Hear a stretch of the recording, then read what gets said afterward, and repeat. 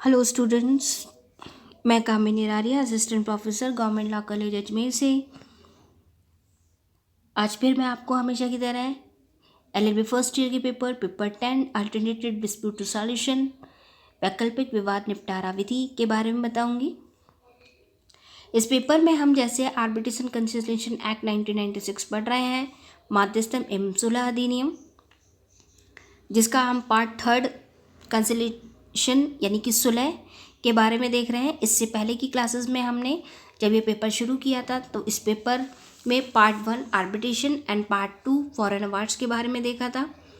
इस पेपर में हम आर्बिट्रेशन कंसिलिएशन एक्ट 1996 के सेक्शन को इन्हीं पार्ट्स में डिवाइड करते हुए हम पढ़ रहे हैं, जिसमें हमने सबसे पहले पार्ट 1 में आर्बिट्रेशन के बारे में देखा, जिसमें हमने आर्बिट्रेशन क्या होता है उसकी परिभाषाएं, डेफिनेशंस वाला part, arbitration agreement, arbitrator, appointment of arbitrator, parties, cost, इन सब के बारे में देखा। आर्बिट्रेशन अवार्ड के बारे में देखा, उसको सेटिसाइड कब कराया जाएगा, कब आर्बिट्रेटर द्वारा दिए गए आदेश यानी कि ऑर्डर्स की अपील कब हो सकती है और क्यों नहीं आर्बिट्रेटर द्वारा दिए गए आर्बिट्रेशन एग्रीमेंट को अपील नहीं हो सकती, उसको सिर्फ और सिर्फ अपास्त किया जाएगा यानी कि सेटिसाइड किया जाएगा, उस बारे में हमने देखा। पार्ट 2 में हमने फॉरेन अवार्ड्स के बारे में देखा। फॉरेन अवार्ड्स जैसे कि नाम से लगता है विदेशी, जो भारत के बाहर के हैं वो सभी विदेशी हैं, जिनमें हमने कन्वेंशन अभिसमयों के बारे में देखा, जिसमें जेनेवा अभिसमय, न्यूयॉर्क अभिसमय को हमने देखा। पार्ट 3 में हम आज पढ़ रहे हैं कंसिलिएशन के बारे में। जिस पिछली क्लासेस में कंसिलिएशन के बारे में, सुलह के बारे में हम काफ़ी कुछ पढ़ चुके हैं। आज हम सेक्शन 76 से पढ़ेंगे, जबकि हमने स्टार्टिंग में हमने देखा कि सुलह कार्रवाई क्या होती है, सुलहकर्ता कौन होता है, पक्षकारों द्वारा समझाइश सुलह तक पहुंचने में सुलहकर्ता किस प्रकार से सहायता करता है, ये सब हमने देखा। आज की क्लास में हम देख रहे हैं सेक्शन 76 में टर्मिनेशन ऑफ कंसिलिएशन प्रोसीडिंग्स,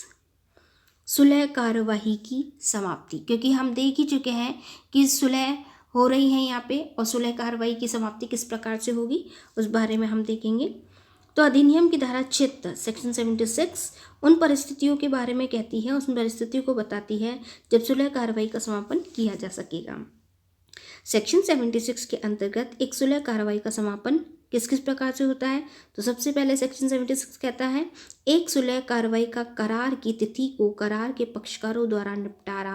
पर हस्ताक्षर के साथ समापन किया जा सकता है। जैसे कि पिछली क्लास में हमने देखा था सेक्शन 74 और 75 में निपटारा करार के बारे में,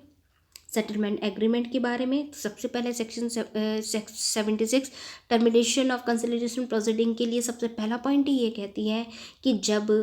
पूरी तरीके से प्रोसीडिंग्स को फॉलो करते हुए, सुलह कार्रवाइयों को अनुसरण में कार्य करते हुए, मध्यस्थम सुलह अधिनियम के प्रावधानों के अनुसार काम करते हुए, दोनों पक्षकारों की बातों को सुनकर सुलहकर्ता द्वारा जब समझौता कराया गया है, समझौता करार करवा दिया गया है, तो उस समझौता करार पर सबसे पहली बात यह है दोनों पक्षकारों द्वारा हस्ताक्षर करने के साथ ही कंसिलिएशन प्रोसीडिंग यानी कि सुलह कार्रवाई समाप्त हो जाएगी। सेकंड ये कहता है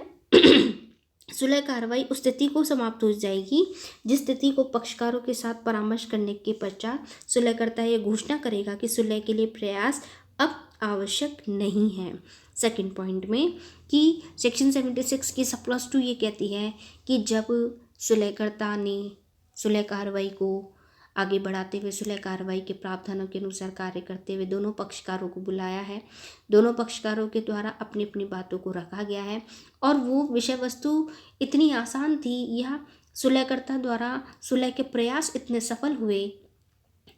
कि दोनों ही पक्षकार उस विवाद पर समझौता करने के लिए तैयार हो गए। जब पहली ही बार में दोनों पक्षकारों के द्वारा विवाद के विषय वस्तु पर समझाइश हो जाती है, तब सुलहकर्ता स्वयं खुद ही घोषणा करेगा कि सुलह के लिए प्रयास अब आवश्यक नहीं है, क्योंकि दोनों ही पक्षकारों के द्वारा समझौते पर हस्ताक्षर कर दिए गए हैं। दोनों ही पक्षकारों ने आपस में अपनी अपनी बात रखकर, अपनी अपनी बात कहकर दोनों पक्षकारों के द्वारा समझाइश हो चुकी है, तो अब सुलह करने की आवश्यकता ही नहीं है क्योंकि उनके बीच में कोई विवाद ही नहीं रहा। फिर ये आगे कहता है, यदि सुलह कार्रवाई के पक्षकारगण सुलहकर्ता को संबोधित एक घोषणा करे कि सुलह कार्रवाई समाप्त की जाती है, तो इस घोषणा की तिथि को सुलह कार्रवाई का समापन हो जाएगा। अब पहले वाले पॉइंट पे हमने पढ़ा सुलहकर्ता के द्वारा, इस वाले पॉइंट में हम पढ़ रहे हैं पक्षकारगण द्वारा। जब पक्षकारगण द्वारा यानी कि दोनों पार्टीज़ के द्वारा, दोनों पार्टीज़ सुलहकर्ता को संबोधित करती है और उसको लेटर फॉरवर्ड करती है, लेटर लिखती है या घोषणा करती है कि सुलह कार्रवाई समाप्त की जाती है, यानी कि उन दोनों के बीच में अब सुलह करवाने की आवश्यकता नहीं है, तो ऐसी स्थिति में भी सुलह कार्रवाई को समाप्त माना जाएगा। जबकि पक्षकारगण स्वयं ऐसा करना चाहे, तो पक्षकारगण स्वयं चाहते हैं कि अब सुलह कार्रवाई समाप्त हो जानी चाहिए, तो जिस तिथि को वो घोषणा करेंगे, घोषणा की तिथि से सुलह कार्रवाई को समाप्त हो जाएगी। तो पहले वाले में तो सुलहकर्ता द्वारा घोषणा की जाएगी, दूसरे वाले में पक्षकारगण द्वारा घोषणा की जाएगी और वो सबसे पहले सुलहकर्ता को ही संबोधित करेंगे। आगे ये कहता है, यदि सुलह कार्रवाई का एक पक्षकार दूसरे पक्षकार तथा यदि सुलहकर्ता नियुक्त किया गया है, तो सुलहकर्ता को लिखित रूप में घोषणा करता है कि सुलह कार्रवाई समाप्त की जाती है, तो उस घोषणा की तिथि से ही सुलह कार्रवाई का समापन हो जाएगा। यहाँ पे एक पक्षकार की बात की गई है, सुलह कार्रवाई का एक पक्षकार दूसरे पक्षकार तथा यदि सुलहकर्ता नियुक्त किया गया तो सुलहकर्ता को, यानी कि एक पक्षकार दूसरे पक्षकार को लेटर लिख रहा है, सुलहकर्ता अगर अपॉइंट हो गया तो सुलहकर्ता को भी लिख रहा है। देखिए यहाँ पे ये परिस्थिति अलग अलग इसलिए बताई गई है क्योंकि हो सकता है कि दोनों पक्षकारों ने पहले ये चाहा हो कि विवाद को सुलह कार्रवाई के द्वारा निपटाया जाए, लेकिन इससे पहले कि दोनों मिलकर सुलहकर्ता को अपॉइंट करते, नियुक्त करते, क्योंकि सुलहकर्ता को नियुक्त करेंगे तभी सुलह कार्रवाई शुरू होगी। इससे पहले कि दोनों पक्षकार सुलहकर्ता को नियुक्त करते, अपॉइंट करते, उसके पहले ही अगर एक पक्षकार दूसरे पक्षकार को लिखता है कि सुलह कार्रवाई समाप्त, तो सुलह कार्रवाई समाप्त हो जाएगी। लेकिन यदि परिस्थिति ऐसी होती है कि दोनों पक्षकारों ने मिलकर सुलहकर्ता को अपॉइंट कर दिया, नियुक्त कर दिया और बाद में अगर दोनों में से किसी एक पक्षकार को ऐसा लगता है कि नहीं, आवश्यकता ही नहीं है किसी सुलहकर्ता की, ठीक है, तो वो सबसे पहले या सुलह कार्रवाई की, तो वो सुलहकर्ता को सबसे पहले इस बात को संबोधित करेंगे, कहेंगे कि हमने जो कंसिलिएशन प्रोसीडिंग सुलह कार्रवाई शुरू की थी उसको समाप्त माना जाए। तो जब सुलहकर्ता को लिखित में ये घोषणा करता है कोई एक पक्षकार सुलहकर्ता को, अगर सुलहकर्ता नियुक्त हो गया, अपॉइंट हो गया है, तो अपॉइंट होने की सूरत में ही कोई एक पक्षकार अगर घोषणा करता है तो घोषणा के वक्त से ही सुलह कार्रवाई समाप्त मानी जाएगी। फिर धारा 76 के अंतर्गत सुलह कार्रवाई को समाप्त करने के लिए कुछ आधार या परिस्थितियों का उल्लेख किया गया, परंतु इसके अतिरिक्त भी कुछ आधारों पर सुलह कार्रवाई का समापन हो सकता है। जैसे पक्षकारों में से किसी पक्षकार के निधन पर हो सकता है कि दोनों के बीच में विषय वस्तु इस प्रकार की थी कि दूसरे पक्षकार को जीवित रहना आवश्यक था, और अगर इससे पहले कि सुलह कार्रवाई पूरी होती या सुलह कार्रवाई शुरू होती किसी एक पक्षकार की मृत्यु हो गई, तो एक पक्षकार की मृत्यु होने पर सुलह कार्रवाई समाप्त हो जाएगी। सुलहकर्ता के निधन पर अगर सुलहकर्ता खुद ही की मृत्यु हो जाए, निधन हो जाए, जो समझाइश कराने वाला व्यक्ति है उसका ही निधन हो गया, तो भी सुलह कार्रवाई समाप्त हो जाएगी। परंतु यदि पक्षकारगण सुलहकर्ता की मृत्यु पर आपसी सहमति पर उस मृतक सुलहकर्ता के स्थान पर नया सुलहकर्ता नियुक्त करने सुलह कार्रवाई को जारी रखना चाहते हैं तो वह ऐसा कर सकते हैं। ऐसी स्थिति में सुलह कार्रवाई का समापन नहीं होगा। दूसरी भी स्थिति ये है, पहले तो ये कि पक्षकारों में से अगर किसी एक पक्षकार की मृत्यु हो जाए, लेकिन अगर जिस सुलहकर्ता को अपना अपॉइंट किया था उसी सुलहकर्ता की मृत्यु हो गई तो भी सुलह कार्रवाई समाप्त हो जाती है। लेकिन यदि दोनों पक्षकारों ने सुलहकर्ता की मृत्यु के बाद कोई नए सुलहकर्ता को नियुक्त कर लिया अपने उन्हीं विषय वस्तु उन्हीं मामलों के लिए, तो सुलह कार्रवाई समाप्त नहीं होगी। इस धारा के अंतर्गत सुलह कार्रवाई को समाप्त करने के लिए किसी समय सीमा का निर्धारण नहीं किया गया है। सुलह कार्रवाई को समाप्त करने के लिए, चूँकि सुलह कार्रवाई एक स्वैच्छिक प्रक्रिया है, अतः पक्षकारों को कार्रवाई समाप्त करने के कारण देना भी जरूरी नहीं है, क्योंकि इसका नाम ही ये है सुलह, समझौता, समझाइश। जब समझौता और समझाइश चल रही है तो उसमें कोई भी एक समय सीमा का कोई भी निर्धारण नहीं है। आप किसी भी सुलह कार्रवाई को समाप्त करने के लिए कोई समय सीमा नहीं है, जब आप चाहें जब भी आप सुलह कार्रवाई को समाप्त कर सकते हैं, क्योंकि ये एक स्वैच्छिक प्रक्रिया है। स्वैच्छिक यानी कि वॉलंटरी, अपनी इच्छा से है। जब अपनी इच्छा से कोई सुलह कार्रवाई शुरू की गई है तो उसके लिए कारण भी देना आवश्यक नहीं है।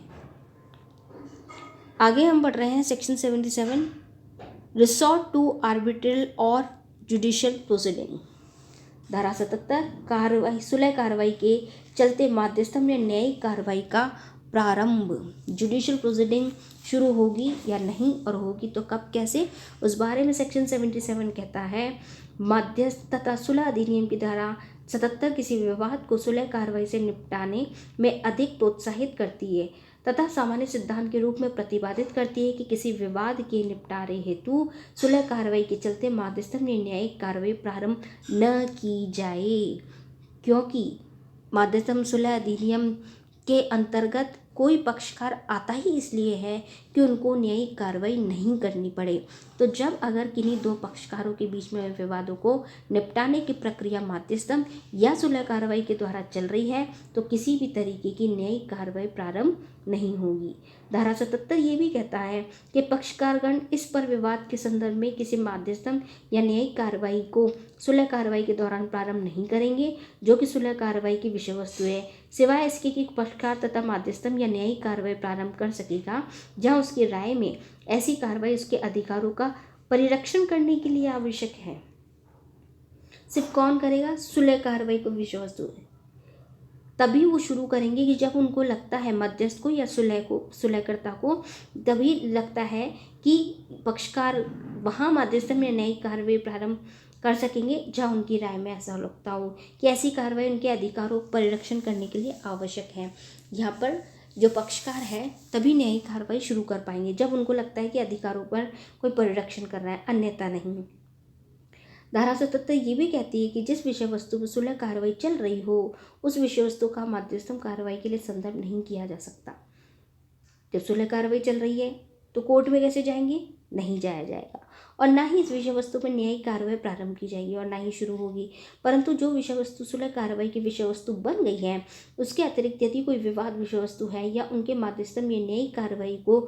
संदर्भित किया जा सकता है तथा पक्षकार जो विषय वस्तु या सुलह कार्रवाई की विषय वस्तु नहीं है उन पर मध्यस्थम कार्रवाई या न्यायिक कार्रवाई प्रारंभ कर सकते हैं। यदि पक्षकारों द्वारा मध्यस्थम कार्रवाई न्यायिक कार्रवाई शुरू कर भी दी गई है तो उसका यह अर्थ नहीं है कि पक्षकारों के मध्य सुलह कार्रवाई समाप्त हो गई है। यानी कि मध्यस्थम या सुलह की कार्रवाई के बीच में अगर किसी तरह की कोई न्यायिक कार्रवाई शुरू भी हो गई है तो इसका मतलब ये नहीं है कि मध्यस्थम की कार्रवाई या सुलह की कार्रवाई समाप्त हो गई है। नहीं, वो कार्रवाई चलती रहती है, क्योंकि हो सकता है कि मध्यस्थम कार्रवाई और सुलह की कार्रवाई के बीच में मध्यस्थ सुलहकर्ता द्वारा कोई ऐसा आदेश दिया गया था जो कि पक्षकारों को से सहमत नहीं है, तो उन आदेशों के खिलाफ वो अपील कर सकते, लेकिन कार्रवाई समाप्त नहीं होगी।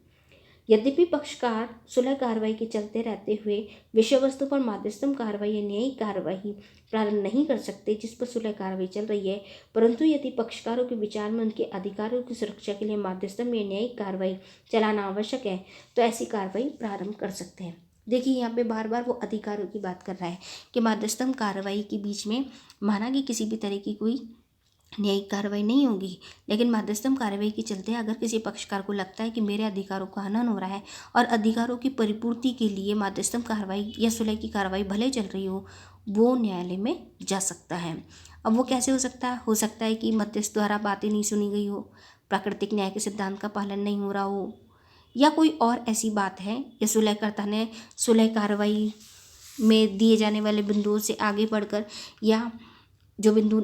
है ही नहीं उन बिंदुओं को लगाकर, या जिन बिंदुओं पर विवाद को निपटारा करना था उन बिंदुओं पर करा ही नहीं है, तो ऐसी बातें जो प्रोसीडिंग के बीच में भी जुडिशियल प्रोसीडिंग की जा सकती है, न्यायिक कार्रवाई की जा सकती है। अन्यथा मध्यस्थम कार्रवाई के चलते, सुलह कार्रवाई के चलते न्यायिक कार्रवाई नहीं की जाएगी। नेक्स्ट अगले सेक्शन से हम आगे की क्लास में पढ़ेंगे। Thank you students.